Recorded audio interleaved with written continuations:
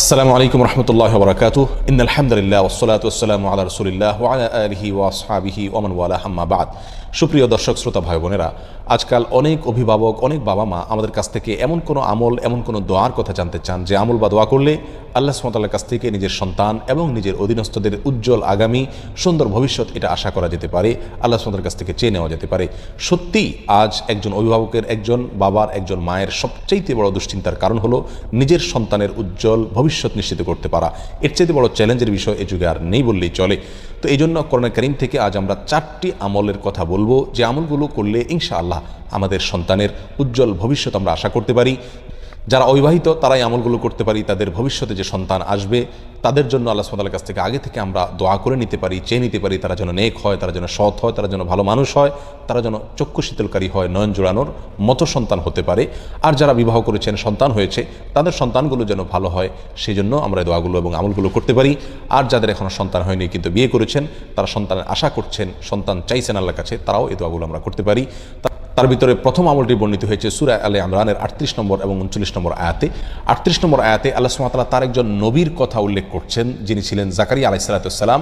বাইতুল মাকদিসে তিনি আল্লাহ সুবহানাহু ওয়া তাআলার কাছে দোয়া করেছিলেন, রব্বি হাবলি মিন লাদুনকা যুররিয়াতান তাইয়্যিবাহ ইন্নাকা সামিউদ দুআ।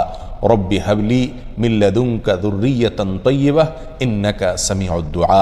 অর্থাৎ, হে আল্লাহ, আপনি আপনার কাছ থেকে আমাকে নেক সন্তান, ভালো সন্তান, পবিত্র সন্তান আপনি দান করুন, কারণ আপনি দোয়া শ্রবণকারী।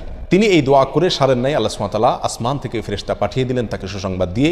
তিনি মেহরাবে সালাত আদায় করছিলেন আর ফেরেশতারা এসে বলছিলেন যে আল্লাহ সুবহানাহু ওয়া তাআলা আপনাকে সুসংবাদ দিচ্ছেন, এমন একটা সন্তানের যার নাম হবে ইয়াহিয়া এবং তার ভিতরে 4টি গুণ থাকবে। নাম্বার 1, সে মুসাদ্দিকাম বিকালিমাতিন মিনাল্লাহ, আল্লাহর কালিমায় সত্যায়নকারী হবে, ইমানদার হবে।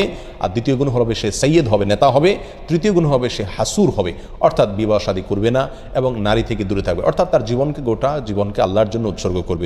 যদিও বিবাহ শাদী না করে শুধুমাত্র আল্লাহর ইবাদত বন্দেগীর জন্য নিজের জীবনকে কাটিয়ে দেওয়া, এটা আমাদের শরীয়তে নির্দেশিত নয়, এটা তার জন্য ছিল স্পেশাল। যাই হোক, 4 নম্বর গুণ হলো তিনি নবী মিনাস সলিহিন, একজন নবী হবেন, নেককার মানুষ হবেন।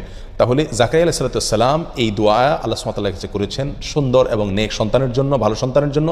আল্লাহ তাআলা তাকে সেই সন্তান দিলেন এবং সেই সন্তান ভালো সন্তান হিসেবে আল্লাহ সুবহানাহু ওয়া তাআলা অগ্রিম ঘোষণা দিয়ে দিলেন। আর সে দোয়াটি আবারও বলছি, রব্বি হাবলি মিন লাদুনকা যুররিয়াতান তাইয়্যিবাহ ইন্নাকা সামিউদ দুআ। দ্বিতীয় আমলটি হলো ইব্রাহিম আলাইহিস সালামের।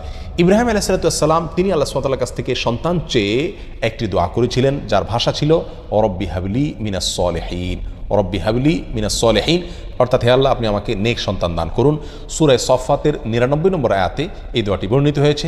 ইব্রাহিম আলাইহিস সালামের এই দোয়ার পরিপ্রেক্ষিতে আল্লাহ সুবহানাহু ওয়া তাআলা বলেন, ফাবাশশারনাহু বিগুলামিন হালিম। এই দোয়ার প্রেক্ষিতে আমি তাকে সুসংবাদ দিয়েছি, একটা ধৈর্যশীল সন্তান তাকে দান করবে এই মর্মে।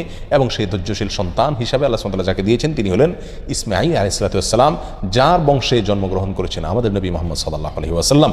তাহলে ইব্রাহিম আলাইহিস সালাম এমন এক সন্তান আল্লাহর কাছে চেয়ে নিলেন, যেই সন্তান পৃথিবীর ইতিহাসে অন্যতম সেরা নবীদের মধ্য থেকে একজন, যার নাম ছিল ইসমাঈল। আর সেই সন্তান তিনি লাভ করেছেন যে দোয়া পড়ে, সেটি হলো রব্বি হাবলি মিনাস সলিহিন। অতএব আমরাও এই দোয়া করতে পারি আমাদের সুন্দর আগামীর জন্য, সন্তানদের সুন্দর ভবিষ্যতের জন্য এবং নেক সন্তানের জন্য, রব্বি হাবলি মিনাস সলিহিন। 3 নম্বর আমল হলো, দোয়াটি হলো রব্বানা হাবলানা মিন আজওয়াজিনা ওয়া যুররিয়াতিনা কুররাতা আয়ুন ওয়াজআলনা লিল মুত্তাকিনা ইমামা। এই দোয়া যারা পড়ে আল্লাহ সুবহানাহু ওয়া তাআলা তারা জান্নাতি হিসাবে এই সূরায় ঘোষণা দিয়েছেন পরবর্তী আয়াতে। তো এই আয়াতের মধ্যে নেক সন্তান চাওয়ার কথা বলা আছে, রব্বানা হাবলানা মিন আজওয়াজিনা ওয়া যুররিয়াতিনা কুররাতা আয়ুন, অর্থাৎ আল্লাহ এমন স্ত্রী সন্তান আমাদেরকে দান করুন যে স্ত্রী সন্তান আমাদের চোখ জুড়াবে, আমাদের নয়ন জুড়াবে, চোখ শীতল করে দিবে এবং তারা মুত্তাকিদের ইমাম হবে। এই দোয়া এর মাধ্যমে আমরা নেক সন্তান, নেক স্ত্রী, আমাদের সুন্দর পরিবার, ভালো এবং পবিত্র পরিচ্ছন্ন পরিবার আল্লাহর কাছে আমরা চেয়ে নিতে পারি। নাম্বার 4 আমল হলো সূরা নূহ বর্ণিত হয়েছে একেবারে শুরুর দিকে। আল্লাহ সুবহানাহু ওয়া তাআলা বলেছেন, ফাকুলতু আস্তাগফিরু রাব্বাকুম ইন্নাহু কানা গাফফারা ইউরসিলিস সামা আলাইকুম মিদরারা ওয়া ইউমদিদুকুম বিআমওয়ালিন ওয়া বানিন। আল্লাহ সুবহানাহু ওয়া তাআলা বলছেন যে আল্লাহ নবী নূহ আলাইহিস সালাম তার জাতিকে বলেছিলেন, তোমরা ইস্তেগফার করো তোমাদের রবের কাছে, যে কোনো অপরাধ হয় সঙ্গে সঙ্গে আল্লাহর কাছে ক্ষমা চাও, আস্তাগফিরুল্লাহ ওয়া আতুবু ইলাইহি, অথবা যে কোনো ইস্তেগফার করো, আল্লাহর কাছে ক্ষমা চাও। চাইলে কি হবে, আল্লাহ তোমাদেরকে বৃষ্টি দিবেন এবং সন্তান এবং সম্পদ দিয়ে শক্তিশালী করবেন, অর্থাৎ এমন সন্তান পাবো, এমন সম্পদ পাবো যার ফলে আমার হাত শক্ত হবে, আমি শক্তিশালী হব। তার মানে নেক সন্তান ইনশাআল্লাহ আশা করা যেতে পারে ইস্তেগফারের মাধ্যমে। আবার বলছি 4টি আমলের ভিতরে প্রথম আমল ছিল জাকারিয়া আলাইহিস সালামের দোয়া, রব্বি হাবলি মিন লাদুনকা যুররিয়াতান তাইয়্যিবাহ ইন্নাকা সামিউদ দুআ। দ্বিতীয় আমল ছিল ইব্রাহিম আলাইহিস সালামের দোয়া, রব্বি হাবলি মিনাস সলিহিন। 3 নম্বর আমল হলো সূরা ফুরকানের 74 নম্বর আয়াতে রব্বানা হাব লানা মিন আজওয়াজিনা ওয়া যুররিয়াতিনা কুররাতা আয়ুন জাআলনা লিল মুত্তাকিনা ইমামা। আর 4 নম্বর আমল হলো বেশি বেশি ইস্তেগফার করা। এই 4টি আমল করলে ইনশাআল্লাহ আল্লাহ সুবহানাহু ওয়া তাআলা এমন সন্তান, এমন পরিবার আমাকে দান করবেন, যে পরিবারের প্রতিটি সদস্য, যে সন্তানরা আমার চোখ জোড়াবে, নয়ন জোড়াবে, চক্ষু শীতল করবে, আমার হৃদয়কে ঠান্ডা এবং শীতল করে দিবে ইনশাআল্লাহ। বিভিন্ন নবী রাসূলগণ এই সমস্ত দোয়াগুলো করে তারা ভালো ফল পেয়েছেন, ইনশাআল্লাহ আমরা ভালো ফল পাবো সে আশা করতে পারি। তবে মনে রাখতে হবে, শুধু দোয়া করলেই হবে না, আমাকে বাবা এবং মা হিসাবে, অভিভাবক হিসাবে আদর্শ মানুষ হতে হবে, আল্লাহর কাছে পাশাপাশি দোয়া করতে হবে, এবং তারা যেন ভালো মানুষ হয় সেরকম ভালো পরিবেশ তাদেরকে দিতে হবে, এবং অন্যান্য শর্তগুলো ফুলফিল করতে হবে। তাহলে ইনশাআল্লাহ আমাদের এই দোয়াগুলো আল্লাহ সুবহানাহু ওয়া তাআলা শুনবেন এবং আমরা সুন্দর ভবিষ্যৎ তাদের নিশ্চিত করতে পারবো। আল্লাহ তাআলা আমাদের সকলকে এমন সন্তান দান করুন, যে সন্তান আমাদের চোখ জোড়াবে, নয়ন জোড়াবে, অন্তরকে শীতল করবে। জাযাকুমুল্লাহ ওয়া আখিরু দাওয়ানা আনিল হামদুলিল্লাহি রাব্বিল আলামিন। ওয়াসসালামু আলাইকুম ওয়া রাহমাতুল্লাহি ওয়া বারাকাতুহু।